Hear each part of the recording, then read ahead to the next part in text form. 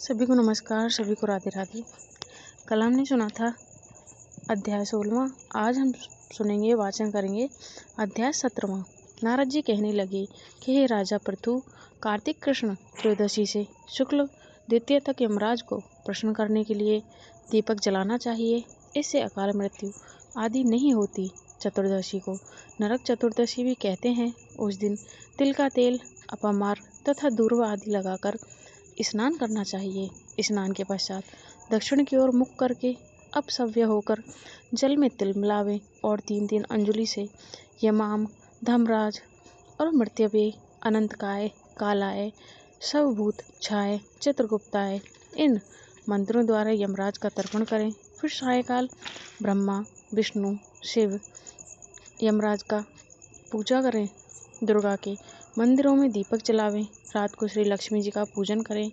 यदि कोई शस्त्र से मारा गया हो तो चतुर्दशी को उनके निमित्त भी दीपदान करें। इससे अक्षय फल प्राप्त होता है। वे कन्या, ब्रह्मचारी, तपस्वियों को भोजन कराएं। इससे यमपुरी में न जाकर शिवलोक की प्राप्ति होती है। गौशाला में दीपक जलावें। लक्ष्मी जी की स्तुति करके उनको जगावें। जिस प्रकार पतिव्रता स्त्री अपने पति से पहले जागती हैं, उसी प्रकार लक्ष्मी जी भी भगवान से 12 दिन पहले जागती रहती हैं। अमावस्या को दिन में बालक, वृद्ध तथा रोगियों को छोड़ अन्य कोई भी भोजन न करे। सायंकाल में लक्ष्मी जी का पूजन करके तब स्वयं भोजन करें। घर को फूल माला आदि से सजाकर रात्रि को घर में दीपमाला करें। घर में सभी स्त्री पुरुष नए वस्त्र धारण करें। समस्त रात्रि नृत्य, गीत, हर्षोल्लास से बिताएं। रात्रि भर दीपक जलाना चाहिए। उसी रात्रि को लक्ष्मी जी सब घरों में घूमती हैं। जो घर अधिक सुंदर रहता है उसमें वह बहुत दिनों तक निवास करती हैं। एक पहर रात्रि शेष रहने पर घर का रूप, कूड़ा करकट, सूप तथा पुराने पंखे पर रखकर बाहर फेंक देना चाहिए। ऐसा करने से वह घर धन धान्य से पूर्ण रहता है। दूसरे दिन गोवर्धन बनाकर बंधु बांधवों सहित पूजन करके ब्राह्मण को भोजन करावें। स्वयं भी नवीन अन्न का भोजन करें। भगवान श्री कृष्ण इंद्र का मान मर्दन करके गोवर्धन पर्वत का पूजन इसी दिन किया था। सायंकाल के समय गौ तथा वृषभ का पूजन करके उन्हें अपने और परिवार के भरण पोषण व रक्षा के लिए प्रार्थना करें। बलि और उनकी पत्नी विंध्यावली की मूर्ति बनाकर सायंकाल के समय पूजन करके दान आदि क्रिया करने वाला परिवार सदा सुखी रहता है। इस प्रकार नारद जी कहकर मौन हो गए। 17वें अध्याय का समापन हुआ। अगला अध्याय हम सुनेंगे अगली वीडियो में। यदि आपने चैनल को सब्सक्राइब नहीं किया तो प्लीज़ सब्सक्राइब करें, लाइक करें, कमेंट करें। जय श्री हरि विष्णु। जाने वाली ब्राह्मण और ब्राह्मणी की कहानी। किसी गांव में एक ब्राह्मण ब्राह्मणी रहते थे। उनका कार्तिक नहाने का नियम था। कार्तिक का महीना आने पर 7 कोस चलकर गंगा जमुना नहाने जाते। आते जाते ब्राह्मणी बहुत थक जाती थी। एक दिन ब्राह्मणी बोली कि हमारे कोई बेटा होता या तो बहू आती। घर आते तो खाना बना हुआ मिलता, कपड़े धुले हुए मिलते। तो ब्राह्मण कहने लगा, यह तूने बड़ी बात कही, ला मैं तेरे लिए बहू ला देता हूँ। एक पोटली में थोड़ी सी चने बांध दे और उसमें थोड़ी सी मोहर असरफियाँ डाल दे। ब्राह्मणी ने पोटली बांधकर दे दी। ब्राह्मण पोटली लेकर चल दिया। थोड़ी दूर जमुना जी के किनारे लड़कियां खेल रही थी। मिट्टी के घर बनाती थी, तोड़ती थी। फिर उनमें से एक लड़की बोली कि मैं अपना घर नहीं बिगाड़ सकती, मुझे तो घर में रहना चाहिए। तब ब्राह्मण को तो वह लड़की मन को भा गई।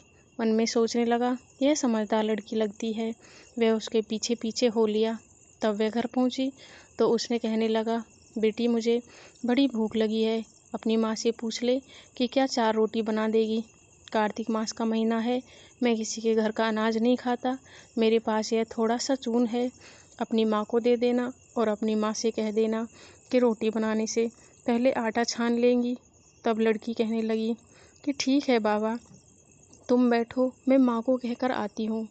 तब वह जाकर अपनी माँ से कहने लगी कि माँ, एक बाबा आए हैं और बाबा कह रहे हैं कि मुझे भूख लगी है, मेरी 4 रोटी बना दो। उसकी माँ रोटी बनाने लगी तो आटा छाना। आटा छान ही कि उसमें मोहर असरफियाँ निकली। वह सोचने लगी कि जिसके घर में आटे में इतनी मोहर अशरफी हैं, उसके घर में कितनी होंगी। उसने रोटी बनाई और खाना परोस कर दे दिया। बाबा रोटी खाने बैठा तो उसकी माँ कहने लगी कि बाबा, तुम लड़के की सगाई करने जा रहे हो क्या?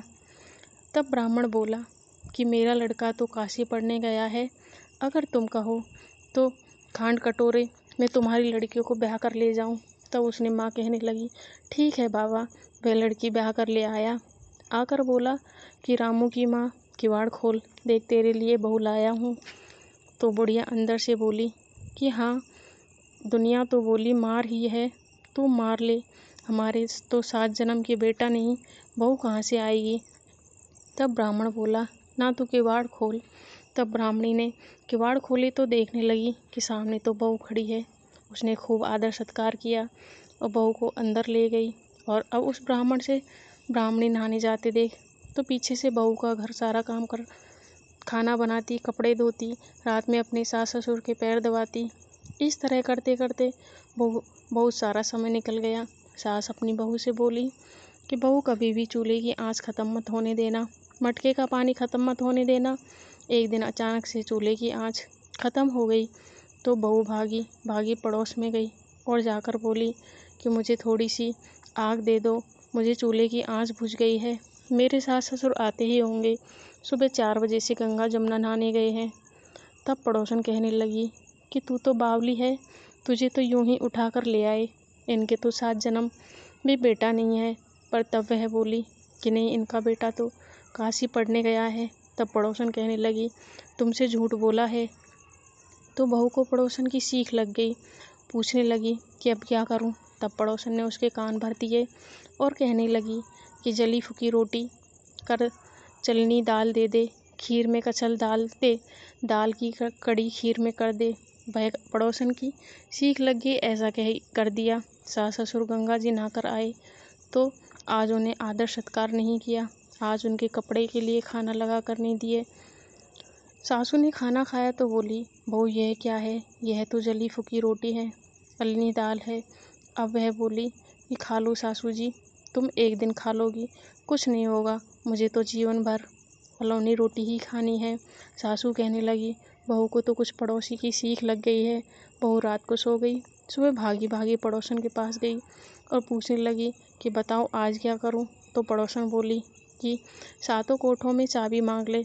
तब उसके सास ससुर गंगा जमुना नहाने जाने लगे तो बहू आगे अड़कर खड़ी हो गई और कहने लगी कि बाद में जाना, पहले मुझे 7 कोठों की चाबी दे दो। तो सास मना करने लगी। ससुर ने कहा, दे दे, आज भी इसका है, कल भी इसका है, हमारा क्या है, आज मेरे कल दूसरा दिन। तो अब सास ससुर चाबी देकर चले गए। पीछे से बहू ने कोठे खोल कर देखे तो एक में अन्न भरा था, एक में धन भरा था, किसी में बर्तन भरे थे, किसी में कपड़े के अटूट भंडार भरे थे। तो जब 7वां कोठा खोल के देखा तो देखा उसमें गणेश, लक्ष्मी जी और पीपल पथवारी, कार्तिक के ठाकुर, राय दामोदर, तुलसी जी का बिड़ला, 36 कोटि देवी देवता विराजमान है। गंगा जमुना बह रही है, तिलक छापे लगाए चौकी पर एक लड़का माला जप रहा है। तो बहू पूछने लगी कि तुम कौन हो? तब वह बोला कि मैं तेरा पति हूँ, किवाड़ बंद कर दे, जब मेरे माँ बाप आएंगे तब खोल देना। अब तो बहू खुश हो गई। खुश होकर 36 तरह के उसने भोजन बनाए, 16 श्रृंगार किया, रांची मांची डोले। उसके साथ सास ससुर जब गंगा नहाकर आए तो बड़े प्यार से उनसे बात की, उनके कपड़े धोए, खाना खिलाया। तब ब्राह्मण कहने लगा कि बहू तो धन देख के राजी हो गई। अब बहू सास के पैर दबाने बैठ गई, पैर दबाती जाए और कहती जाए कि माता जी, तुम इतनी दूर कोस गंगा जमुना नहा के जाती हो, थक जाती होंगी, तुम घर में ही क्यों नहीं नहा लेती। तब सास बोली कि बावली हो गई है, क्या कहीं घर में गंगा जमुना बहती है? बहू कहने लगी, हाँ माँ जी, बहती है, चलो मैं दिखाती हूँ। उसने 7वां कोठा खोल कर दिखाया। उसमें गणेश जी, लक्ष्मी, पीपल पथवारी, तुलसी के ठाकुर, कार्तिक के ठाकुर, राय दामोदर, शिव पार्वती, 36 कोटि देवी देवता विराजमान है। गंगा जमुना बह रही थी, तिलक छापे लगाए चौकी पर बैठा एक लड़का माला जप रहा था। तो ब्राह्मणी ने पूछा कि तू कौन है? वह कहने लगा कि मैं तेरा बेटा हूँ। ब्राह्मण बोला कि तू कहाँ से आया? तो कहने लगा, मुझे तो कार्तिक के देवता ने भेजा है। तब ब्राह्मणी बोली, बेटा यह दुनिया क्या जानेगी, क्या बोलेंगे कि मेरे घर का पति क्या जानेगी, दुनिया जेठानी क्या जानेगी, अगड़ बगड़ पड़ोसन, तू मेरा बेटा है। तब पंडित से पूछा तो पंडित ने कहा कि पढ़नी पार कर बहू बेटा खड़े हो, इस पार बुढ़िया खड़ी हो, चाम की अंगियाँ पहने हो, छाती में से दूध की धार निकले और बेटी की दाम मूछ पवन से गठजोड़ा बन दे तो सब जाने यह ब्राह्मणी का बेटा है। उसने ऐसा ही किया, चाम की अंगियाँ फट गई, छाती से दूध की धार निकली, बेटी की दाढ़ी मूछ भीग गई, पवन पानी से बह बेटी की गठजोड़ा बन गया। अब तो ब्राह्मणी बहुत ही खुश हुए। हे कार्तिक ठाकुर राय दामोदर, हे कृष्ण भगवान, जैसे उनकी मनोकामना पूरी की, जैसे उन्हें बहू बेटी दिए वैसे ही सबको देना, जैसे उसकी इच्छा पूरी की वैसे ही सबकी करना। कहते सुनते हुंकार भरते कि सबकी